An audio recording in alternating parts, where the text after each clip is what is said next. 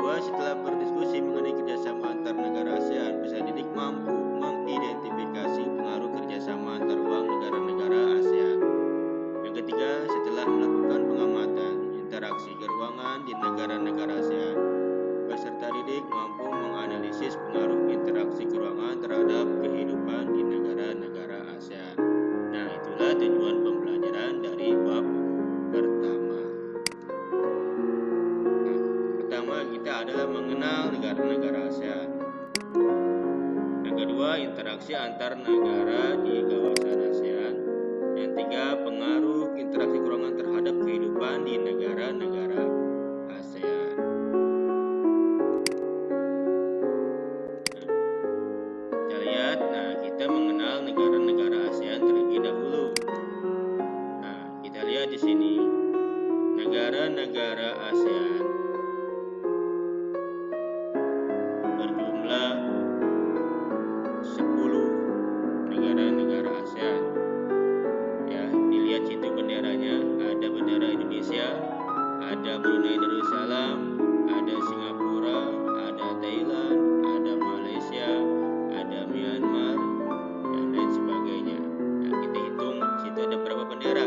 Bendera tidak 10, coba kita lihat 1, 2, 3, 4, 5, 6, 7, 8, 9, 10. Kita kenal.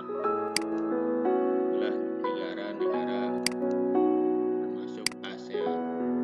Nah, yang pertama tadi kita lihat Indonesia. Nah, Indonesia ini adalah negara tercinta, negara kita yang penuh dengan rasa bangga dan hormat terhadap negara Indonesia yang telah merdeka, yang berjuang para pahlawan negara-negara kita patut sebagai generasi-generasi muda, generasi penerus bangsa agar memajukan negara kita, yaitu negara Indonesia. Nah, dilihat dari Indonesia memiliki iklim tropis, ya. Nah, yang kedua, Indonesia terletak di antara benua Asia dan benua Australia, serta Samudra Hindia dan Samudra Pasifik. Nah, contoh kerjasama dalam bentuk organisasi antara lain ASEAN, PBB, dan GNB. Keempat, tahun 2015 jumlah penduduk Indonesia sekitar 255,7 juta jiwa. Nah, mungkin sekarang sudah bertambah di tahun 2021, ya. Nah, itulah sekilas tentang negara Indonesia yang termasuk negara-negara di ASEAN. Kita lihat negara Indonesia di sini, lihat ada komoditas ekspor meliputi gas alam, hasil hutan, tekstil, serta hasil pertaniannya dan peternakan.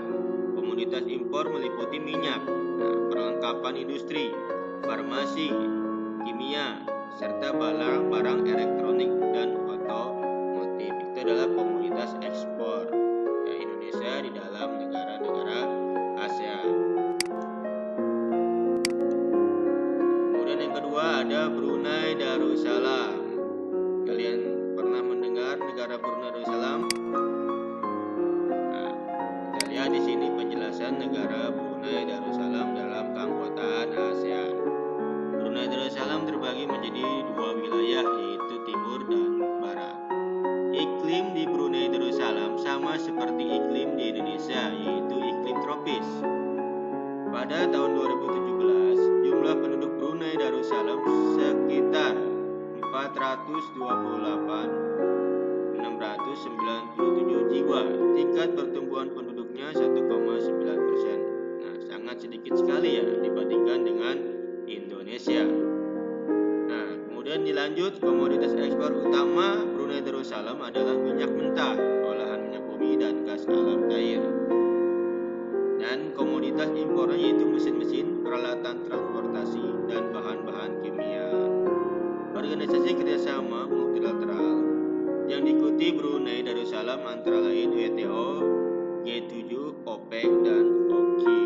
Nah, Brunei Darussalam itu termasuk negara-negara Islam yang berada di negara ASEAN, ya. Kita lihat yang ketiga itu Filipina. Nah, kita lihat Filipina. Penjelasannya, Filipina memiliki banyak gunung api yang aktif, sama seperti Indonesia yang memiliki banyak gunung api yang masih aktif. Filipina memiliki iklim tropis, yang dipenuhi angin monsun.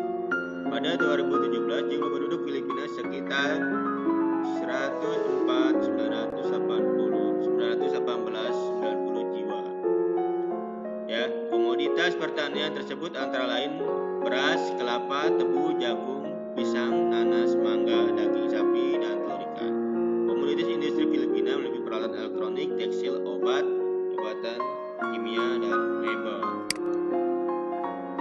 Tergabung menjadi anggota ASEAN, organisasi kerjasama multilateral yang diikuti oleh Filipina yaitu WTO, APEC, OPEC, dan OKI. Itulah sekilas penjelasan dari negara Filipina. Kita lihat negara yang keempat, ada Kamboja. Kita lihat penjelasannya. Kamboja memiliki iklim tropis. Kamboja memiliki bentang alam khas yaitu hampir menyerupai piring. Pada 2017, jumlah penduduk Kamboja sekitar 16.5.373 jiwa. Perekonomian Kamboja bertumpu pada sektor pertanian dengan sistem pengolahan tradisional. Tergabung menjadi anggota ASEAN, kerjasama melalui badan-badan yaitu PBB, ILO, UNESCO, dan WHO. Inilah sekilas tentang Kamboja. Yang kelima, Laos. Kita lihat penjelasannya Laos. Laos merupakan negara daratan kawasan ASEAN di sebagian semenanjung Indochina. Pada 2017, penduduk Laos sebanyak 6.858.160 jiwa penduduk. Komoditas ekspor yaitu biji timah, kayu, kapas, kopi, kapur, barus, dan kulit. Komoditas impor yaitu beras, minyak bumi, mesin, dan barang elektronik. Laos terlibat aktif dalam organisasi ASEAN. Laos mengikuti organisasi internasional seperti ASEM, FAO, IBRD, IFC, UNDP, UNIDO, UNESCO, dan WHO. Itu adalah 5 dari sebagian negara-negara ASEAN. Kita lihat lagi negara ke-6. Ada Malaysia, tetangga kita terdekat Malaysia. Malaysia wilayahnya terbagi menjadi 2 kawasan yaitu Malaysia Barat dan Malaysia Timur. Termasuk negara-negara beriklim tropis. Jumlah penduduk Malaysia pada 2018 sekira 32,4 juta jiwa. Tingkat pertumbuhan penduduknya 0,3% per tahun. Selain pertanian, pendudukan Malaysia bekerja di sektor pertambangan dan perindustrian.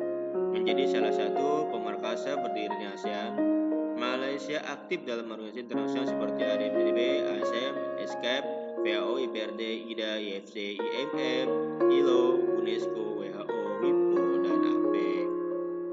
Itu adalah Malaysia.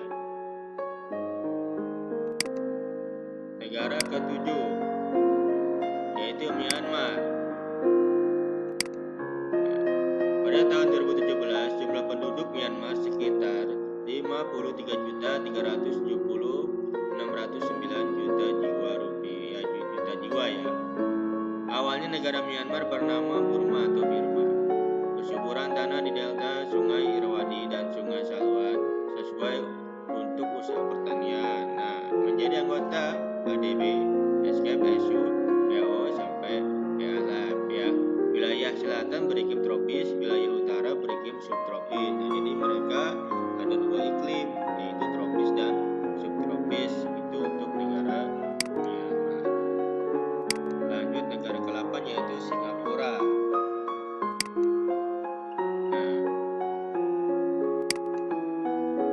Singapura menjadi satu-satunya negara maju di ASEAN. Negara yang memiliki luas daratan sempit, Singapura memiliki iklim tropis. pada 2017 jumlah penduduk Singapura sekitar 5.708.844 jiwa.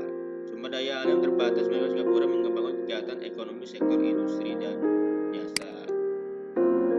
Salah satu negara berlokasi ASEAN, Singapura mengambil banyak peran dalam organisasi kerjasama yang diikuti Singapura antara lain WTO, ADB, dan PBB. Itu Singapura. Ada Thailand. Thailand merupakan salah satu negara ASEAN yang tidak pernah dijajah bangsa lain. Ingat ya anak-anak, nanti ketika ada pertanyaan di dalam soal UTS atau soal PAT, soal semesteran. Jadi kalau misalkan ada pertanyaan negara ASEAN yang tidak pernah dijajah oleh bangsa lain, yaitu jawabannya Thailand. Yakin aja belum pernah dijajah oleh bangsa lain. Nah, hasil pertanian utamanya adalah padi yang menjadi komoditas ekspor negara ini. Wilayah Thailand berikut tropis. Pada 2017 jumlah penduduk Thailand sekitar 69 juta jiwa, 513 jiwa. Hasil pertanian utamanya adalah padi yang menjadi komoditas ekspor negara ini. Thailand termasuk salah satu negara pemersatu ASEAN. Thailand ikut dalam berbagai banyak organisasi internasional, diantaranya UNESCO, WHO, IPO, dan APEC, dan lain sebagainya. Di situ bisa kalian lihat banyak sekali ya organisasi internasional yang diikuti oleh Thailand. Vietnam. Kita lihat Vietnam. Negara ASEAN yang berada di paling timur di semenanjung Indochina. Pada 2017 jumlah penduduk Vietnam mencapai 59 juta jiwa, 95 juta jiwa, 544.800 jiwa ya, mencapai 95.054.800 jiwa. Cuaca di Vietnam terbagi 4 wilayah, yaitu Pegunungan Utara, Vietnam bagian utara, Vietnam bagian tengah, dan Vietnam bagian selatan. Komoditas ekspor utama antara lain beras, karet, kopra, aneka kayu, minyak, bumi, dan biji besi. Nah, impornya yaitu bahan bakar minyak, besi, baja, pupuk, obat-obatan, dan bahan kimia. Nah, itulah 10 negara-negara yang berada di ASEAN ya. Nah, kalian wajib yang namanya mengetahui yang pertama ya, jumlah negara ASEAN ya. Jumlah negara ASEAN itu ada berapa, dan karakter di setiap negara ASEAN kalian harus bisa pahami sesuai dengan penjelasan yang tadi Bapak jelaskan. Nah, cukup sekian pertemuan kali ini. Di pertemuan pertama yaitu membahas negara-negara yang berada di ASEAN atau negara-negara yang tergabung di ASEAN ya. Nah, Bapak cukupkan sekian materi hari ini untuk minggu ini ya. Semoga kalian dalam keadaan sehat walafiat, dalam keadaan yang terus semangat belajar walaupun online atau daring ya. Kita ketemu lagi di minggu yang akan datang di pertemuan kedua dengan materi yang berbeda tetapi berkelanjutan ya, seperti itu. Kurang lebihnya mohon maaf. Bapak tutup. Assalamualaikum warahmatullahi wabarakatuh.